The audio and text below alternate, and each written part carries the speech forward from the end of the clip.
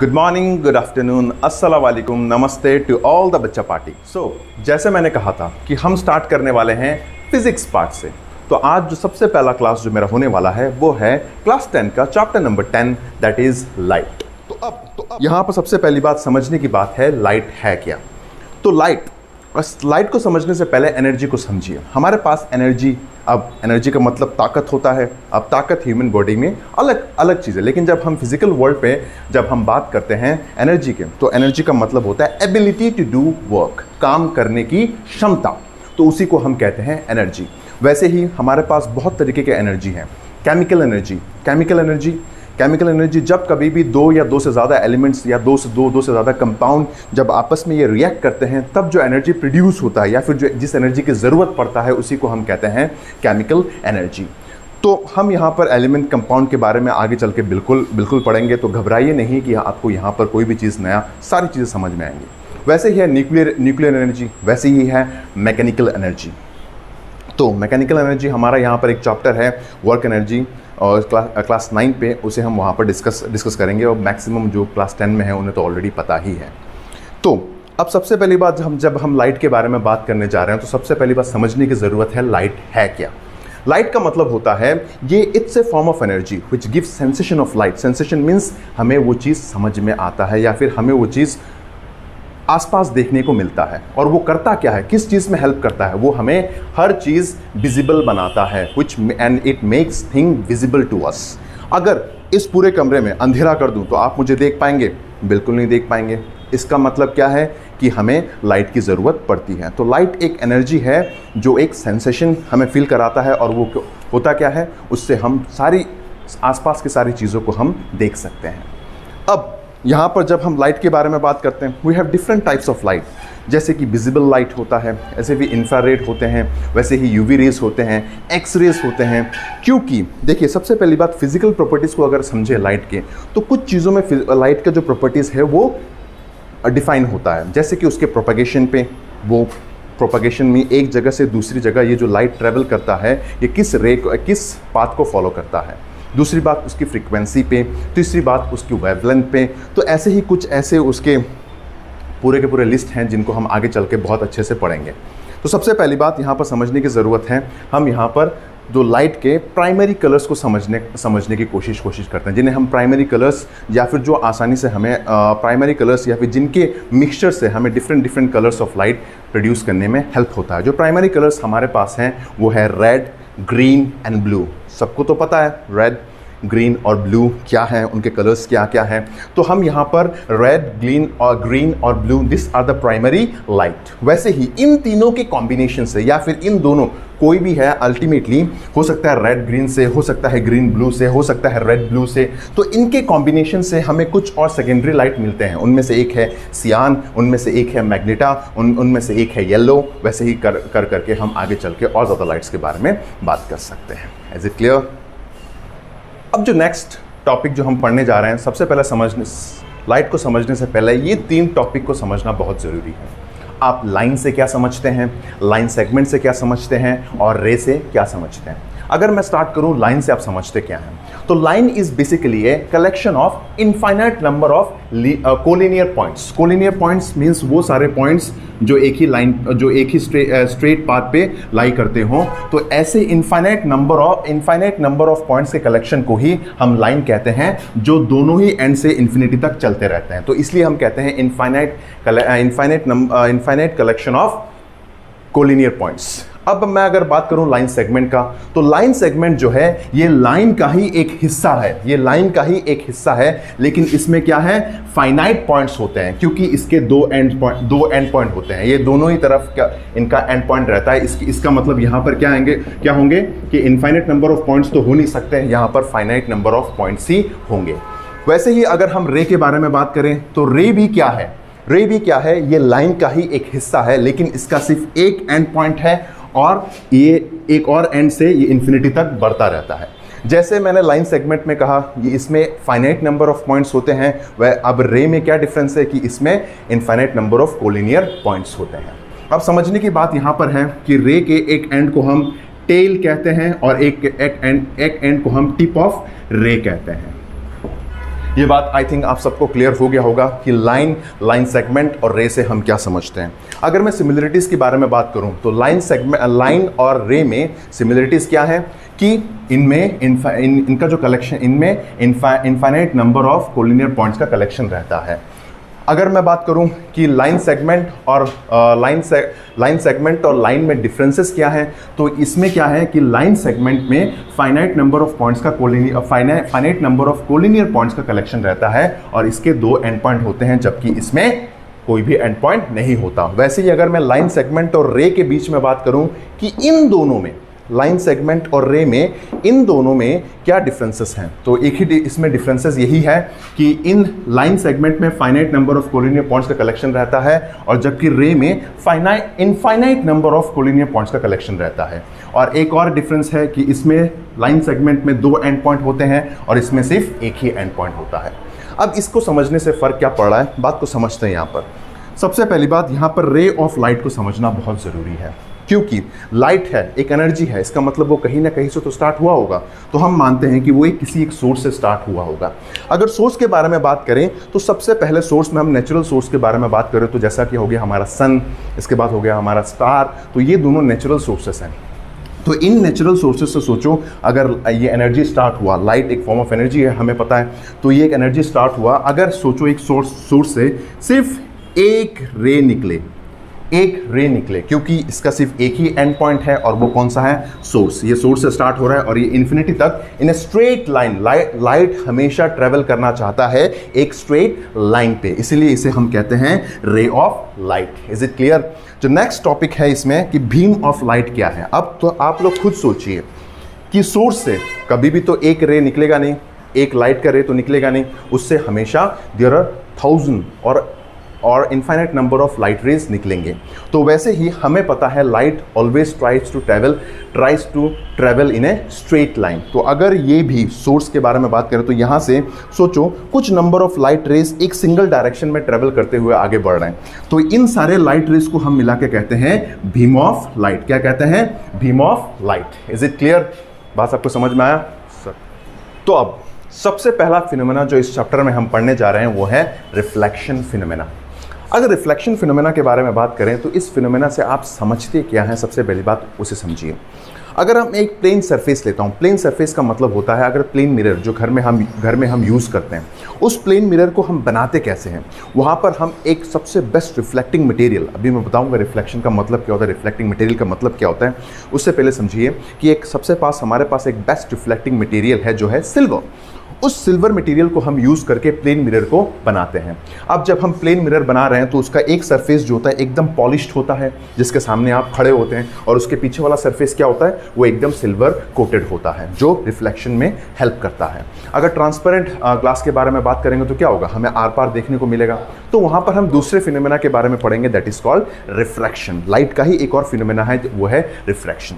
इससे पहले एक चीज़ आप सबको थोड़ा सा यहाँ पर क्यूरियोसिटी होगी कि लाइट को कभी कभी एज ए पार्टिकल ट्रीट करते हैं या फिर कभी कभी एज ए वेव ट्रीट करते हैं। तो अब यहाँ पर जो हम ये जो 2 फिनोमेना पढ़ने जा रहे हैं, रिफ्लेक्शन और रिफ्रैक्शन फिनोमेना, इन दोनों फिनोमेना में हम लाइट को एज ए पार्टिकल ट्रीट कर रहे हैं, एज ए वेव ट्रीट नहीं कर रहे हैं, क्योंकि जब एज ए वेव ट्रीट करेंगे तो यहाँ पर बहुत से और फिनोमेना इंक्लूड हो जाएंगे, जैसे एक है डिफ्रैक्शन, एक है polarisation.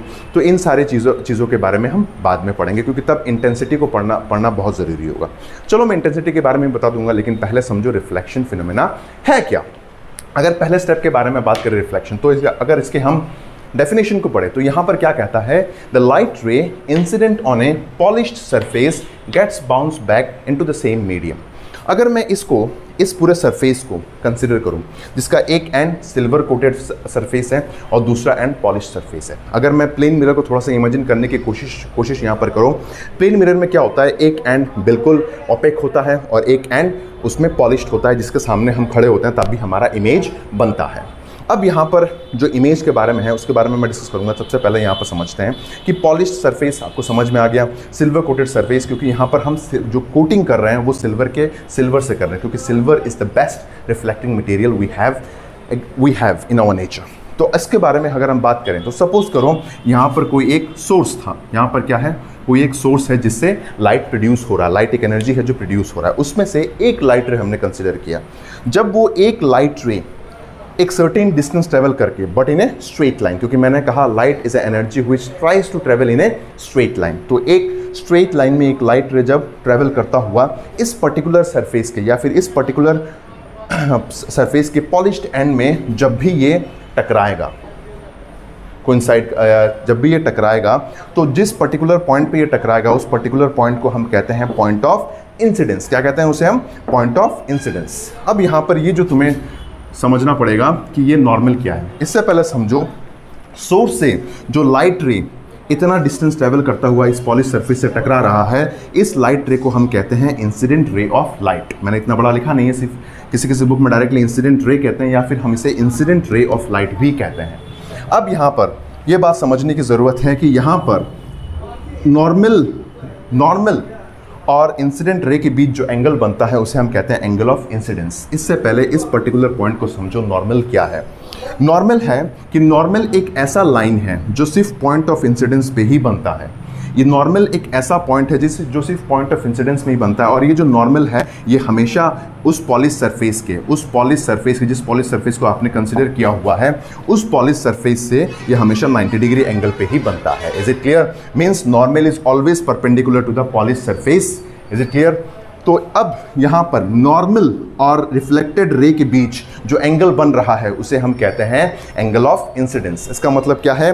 The angle form between normal and the incident ray is known as the angle of incidence. तो ये टकराने के बाद लाइट एक एनर्जी है जो एक जगह रुकेगा तो नहीं, तो डेफिनेटली ये इस पर्टिकुलर सरफेस को पेनिट्रेट नहीं कर पाता, इसको पार करके ये आगे की तरफ नहीं बढ़ पाता। तो इसके वजह से क्या होता है कि ये अपना पाथ से डेविएट हो जाता है, ये अपने नॉर्मल पाथ, जिस पाथ को ये फॉलो करके आगे बढ़ना चाहता है उससे ये भटक जाता है। भटकने के बाद इट गेट बाउंस बैक, क्योंकि यहाँ पर इस तरफ पॉलिश सरफेस के इस तरफ मीडियम 1 है, चाहे वो ईयर हो कुछ भी हो, इस तरफ मीडियम 2 है, तो वो दूसरे मीडियम में जा नहीं पाता, वो डायरेक्टली उसी ही मीडियम पे वो बाउंस बैक हो जाता है या फिर उसी मीडियम पे वो लौट जाता है। तो इसी बाउंसिंग बैक फिनोमेना को हम कहते हैं रिफ्लेक्शन कहते हैं। क्या कहते हैं? इसी बाउंसिंग बैक फिनोमेना को रिफ्लेक्शन कहते हैं। अब ये जो लाइट रे जो अपने पाथ जो after striking to the polish surface ये जिस तरह से डिफ्लेक्ट हुआ, तो उस रे को हम कहते हैं रिफ्लेक्टेड रे ऑफ लाइट। उस रे को हम क्या कहते हैं? Reflected ray of light. और यहाँ पर नॉर्मल के साथ ये रिफ्लेक्टेड रे का जितना एंगल बन रहा है उसे हम कहते हैं angle of reflection. Is it clear? जो नेक्स्ट टॉपिक है हमारा, रिफ्लेक्शन को समझने के लिए या फिर रिफ्लेक्शन को हम अपनी कन्वीनियंस के लिए, हम हर कोई इसको यूज़ करना तो चाहेगा, लेकिन इसको चलाने के लिए कुछ सिद्धांतों की, कुछ लॉस की ज़रूरत पड़ती है। तो सबसे पहला लॉ जो यहाँ पर बताया गया है कि जो इंसिडेंट रे है, जो नॉर्मल है और जो रिफ्लेक्टेड रे है, वो एक ही मीडियम पे लाई करना चाहिए at the point of incidence. जैसे कि अगर मैं इस पॉलिश सरफेस को कंसिडर करूं जिसका एक पार्ट पॉलिश्ड है और दूसरा पार्ट सिल्वर्ड कोटेड सरफेस है, तो इसने क्या किया, इसके ऊपर ये है मीडियम 1 और ये है मीडियम 2। तो ये जो इंसिडेंट रे है ये मीडियम 1 पे ही ट्रैवल कर रहा है, और ये जो रिफ्लेक्टेड रे भी है ये भी सेम मीडियम पे है, और नॉर्मल तो ऑटोमेटिकली ही सेम मीडियम पे हो ही गया। तो यही बताना चाहता है कि इंसिडेंट रे, नॉर्मल और द रिफ्लेक्टेड रे at the point of incidence ये हमेशा एक ही मीडियम पे लाई करना चाहिए। ये सबसे इंपॉर्टेंट लॉ है। जो पहला लॉ यही है कि लॉज ऑफ रिफ्लेक्शन में सबसे पहला लॉ है incident ray, normal and the reflected ray must lie in the same plane. That's the first law. दूसरा लॉ यहाँ पर यही है कि जो एंगल ऑफ इंसिडेंस है, मैंने क्या बताया था एंगल ऑफ इंसिडेंस के बारे में? एंगल ऑफ इंसिडेंस यही है कि जो normal of A polish surface और रिफ्लेक्टेड रे के बीच जो एंगल बन रहा है उसे हम कहते हैं एंगल ऑफ इंसिडेंस, और जो normal of the polish surface और रिफ्लेक्टेड रे के बीच का जो एंगल बन रहा है उसे हम कहते हैं एंगल ऑफ रिफ्लेक्शन। ये दोनों एंगल हमेशा क्या होंगे? बराबर होंगे। ये दोनों एंगल हमेशा क्या होंगे? बराबर होंगे। इसका मतलब अगर ये एंगल ऑफ इंसिडेंस नॉर्मल के साथ 30 डिग्री एंगल ड्रॉ कर रहा है, इसका मतलब एंगल ऑफ इंसिडेंस अगर 30 डिग्री है तो एंगल ऑफ रिफ्लेक्शन भी कितना होगा? 30 डिग्री ही होगा। इस लॉ को हमें याद रखने की जरूरत है। The angle of incidence must be equal to the angle of reflection. That's the second law. और इन दोनों लॉस को ही हम यूज़ करते हैं यूज़ करेंगे आगे चल के प्लेन मिरर के केस में और इसके बाद स्पेरिकल मिरर्स के केस में, क्योंकि हमारे पास डिफरेंट टाइप्स ऑफ मिरर्स हैं। तो उनमें से जो 3 मिरर्स हमें सबसे पहले पढ़ने हैं वो है प्लेन मिरर, दूसरा है कनकेव मिरर और तीसरा है कन्वेक्स मिरर। और कनकेव और कन्वेक्स मिरर ये स्पेरिकल मिरर्स में आते हैं। इसका मतलब जिनका जो पॉलिश सरफेस है, जो रिफ्लेक्टिंग सरफेस है, इसी पॉलिश सरफेस को हम एक और नाम से जानते हैं जो हमारे लिए है रिफ्लेक्टिंग सरफेस, जो हमारे लिए है रिफ्लेक्टिंग सरफेस। और ये रिफ्लेक्टिंग सरफेस इनका कर्व होता है, थोड़ा सा घुमावदार होता है, जिसके वजह से हम उसे स्पेरिकल मिरर्स की कैटेगरी पे रखते हैं। हमने अब तक जो भी बात किया ये हमेशा प्लेन सरफेस के बारे में, प्लेन रिफ्लेक्टिंग सरफेस को लेके ही हमने हमेशा बात किया हुआ है। Is it clear? चलिए, अब यहाँ पर सबसे बड़ी बात समझने की बात है कि ये इमेज और इसके नेचर क्या क्या है, क्योंकि जब तक आप इमेज के बारे में समझोगे नहीं तब तक आप उसके नेचर के बारे में समझ नहीं सकते। तो यहाँ पर ऑब्जेक्ट के बारे में भी हम डिस्कस करेंगे, लेकिन सबसे पहली बात इमेज के बारे में डिस्कशन यहाँ इंपॉर्टेंट है। इमेज क्या है? एक फिनोमेना है, एक फिनोमेना है जो कब होता है? जब यहाँ पर रिफ्लेक्टेड लाइट रेस, अभी हम रिफ्लेक्शन के बारे में पढ़ रहे हैं तो यहाँ पर मैंने इसलिए रिफ्लेक्टेड लिखा हुआ है। जब मैं नेक्स्ट फिनोमेना पढ़ाऊंगा रिफ्रैक्शन, तब यहाँ पर इसको थोड़ा सा एलाबरेट कर देंगे कि it is defined as a phenomena which occurs when the interaction of reflected और refracted light rays takes place. जिस पर्टिकुलर पॉइंट पे रिफ्लेक्टेड और रिफ्रैक्टेड लाइट रेस का इंटरेक्शन होता है, एक दूसरे से मिलाव होता है, वहाँ पर क्या बनता है? इमेज का फॉर्मेशन होता है। तो सबसे पहला टॉपिक यहाँ पर इमेज समझ में आ गया होगा। Image is defined as a interaction of reflected and refracted light rays. जब रिफ्लेक्टेड और रिफ्रैक्टेड लाइट रेस का यहाँ पर इंटरेक्शन, मिलाव होता है, उसी पर्टिकुलर पॉइंट पे एक फिनोमेना होता है जिसको हम कहते हैं इमेज। क्या कहते हैं? इमेज। अब यहाँ पर इंपॉर्टेंट पॉइंट समझने की ज़रूरत है कि टाइप्स ऑफ इमेज क्या क्या है। अगर सबसे पहले रियल इमेज को समझें कि रियल इमेज का मतलब क्या होता है। रियल इमेज का मतलब होता है, इसको हम डायग्रामेटिकली भी समझेंगे, पहले थोड़ा सा यहाँ समझ लो। जब कभी भी रिफ्लेक्टेड रेस, मैं किसके बारे में बात कर रहा हूँ? Reflected rays. जब कभी भी रिफ्लेक्टेड रेस आपस में एक दूसरे से इंटरसेक्ट करें या फिर आपस में एक दूसरे के इंटरेक्शन में आए, तो जिस पर्टिकुलर पॉइंट पे यहाँ पर, क्योंकि ये दोनों आपस में एक्चुअली एक दूसरे को इंटरेक्ट कर रहे हैं, एक्चुअली एक दूसरे के इंटरेक्शन होने की वजह से इस पर्टिकुलर पॉइंट पे रियल इमेज का फॉर्मेशन होगा। किस इमेज का फॉर्मेशन होगा? रियल इमेज का फॉर्मेशन होगा। इसका एक एग्जांपल के हिसाब से हम ह्यूमन आई को लेते हैं, क्योंकि देखो हमारा ह्यूमन आई एक नेचुरल इंस्ट्रूमेंट है और इसी इंस्ट्रूमेंट में ह्यूमन आई की जो ह्यूमन बॉल है, ह्यूमन बॉल के ठीक पीछे यहाँ पर रेटिना यूज़ होता है, एक स्क्रीन यूज़ होता है जो आगे चल के इस इमेज को इलेक्ट्रिकल सिग्नल में कन्वर्ट करता है, इसके बाद ब्रेन में भेजता है। हम इसे नेक्स्ट चैप्टर में एलेबरेटली पढ़ेंगे about the human I, parts of human आई। लेकिन यहाँ पर समझो ह्यूमन आई एक ऑप्टिकल इंस्ट्रूमेंट है जो नेचुरल ऑप्टिकल इंस्ट्रूमेंट है, मतलब नेचर में बनाया, किसी ने तो बनाया है नहीं। तो नेचुरल ऑप्टिकल इंस्ट्रूमेंट है जहाँ पर ये पीछे जो स्क्रीन है रेटिना, वहाँ पर ये रियल इमेज का फॉर्मेशन होता है। और रियल इमेज जो होता है वो हमेशा इन्वर्टेड होता है। अब आप लोग बोलोगे इन्वर्टेड का मतलब उल्टा। इमेज अगर सीधा हो, अगर ऑब्जेक्ट सीधा हो तो इमेज जो बनेगा वो उल्टा ही बनेगा।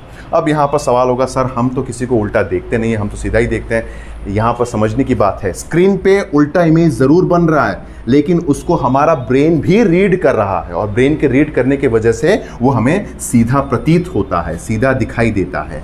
बात समझ में आया?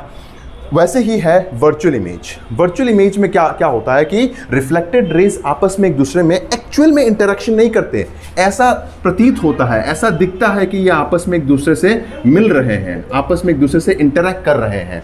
तो उस पर्टिकुलर पॉइंट पे जो इमेज बनता है उसे हम कहते हैं वर्चुअल इमेज। वर्चुअल इमेज कभी भी स्क्रीन पे आप ला नहीं सकते। क्यों? जैसे एग्जांपल है प्लेन मिरर। प्लेन मिरर में जब भी कभी इमेज बनता है तो एक चीज़ याद रखिएगा, मैं उसको नेक्स्ट क्लास में बिल्कुल डिस्कस करूंगा कि प्लेन मिरर में इमेज कैसे बनता है और वहाँ पर कैसे हम उसको वर्चुअल इमेज कह रहे हैं। लेकिन जो वर्चुअल इमेज है वो हमेशा प्लेन मिरर में ही बनता है। मैक्सिमम नंबर ऑफ केस में प्लेन मिरर और कन्वेक्स मिरर, स्पेरिकल मिरर्स में कन्वेक्स मिरर, और अगर स्पेरिकल लेंस के बारे में बात करें तो कन्वेक्स लेंस। तो हम यहाँ पर आगे चल के इसको और ज़्यादा एलेबरेट करेंगे, डिस्कशन में लाएंगे। लेकिन पहली बात यहाँ समझो कि प्लेन मिरर में जो इमेज बन रहा है वो वर्चुअल इमेज बन रहा है और वो हमेशा क्या होता है? इरेक्ट होता है। इरेक्ट का मतलब जैसा ऑब्जेक्ट खड़ा है वैसा ही इमेज का फॉर्मेशन भी होता है, वैसे ही इमेज का फॉर्मेशन भी होता है। और इमेज को हम हमेशा डॉटेड लाइन से डिनोट करते हैं, इसलिए मैंने डॉटेड लाइन से इसको डिनोट किया। जैसा ऑब्जेक्ट है वैसा ही इमेज का फॉर्मेशन, वैसा ही खड़ा इमेज बनता है। बात आपको समझ में आया? अब यहाँ पर जो मैंने प्लेन मिरर लिया, इसी प्लेन मिरर की वजह से क्या होता है, प्लेन मिरर में जितने भी इमेजेस बनते हैं उनको हम स्क्रीन पे नहीं ला सकते। हाँ, एक दूसरे प्लेन मिरर पे आप उसको शो कर सकते हो, लेकिन स्क्रीन पे कभी नहीं ला पाओगे। जैसे प्रोजेक्टर जो भी इमेज बनाता है वो रियल इमेज बनाता है, इसी के वजह से प्रोजेक्टर का जो इमेज होता है वो रियल इमेज होता है। Is it clear? आपको समझ में आया? चलो, थैंक यू। नेक्स्ट डे हम बात करेंगे इसी पर्टिकुलर चैप्टर में टाइप्स ऑफ स्फेरिकल मिरर्स में, और उससे पहले बात करेंगे प्लेन मिरर में प्लेन मिरर की इमेजेस कैसे बन रहे हैं, और एक इंपॉर्टेंट चीज़ उनके प्रॉपर्टीज़ क्या क्या है, क्योंकि प्रॉपर्टीज़ से क्वेश्चन पूछे जाते हैं। अमूमन प्रॉपर्टीज़ से प्लेन मिरर के प्रॉपर्टीज़ को ही हम यूज़ करेंगे और उसको अच्छे से समझेंगे कि वहाँ पर वर्चुअल इमेज क्या है, कैसे है, इनके बारे में हम आगे चल के डिस्कशन करेंगे। टिल देन, थैंक यू, खुश रहिए और हंसते खेलते रहिए। और एक चीज़, अगर आपको ये वीडियो पसंद आया, आपको लगता है कि इस वीडियो में आपको बहुत कुछ जानने को मिला है, तो please hit the like button to make YouTube happy and subscribe my channel. Thank you.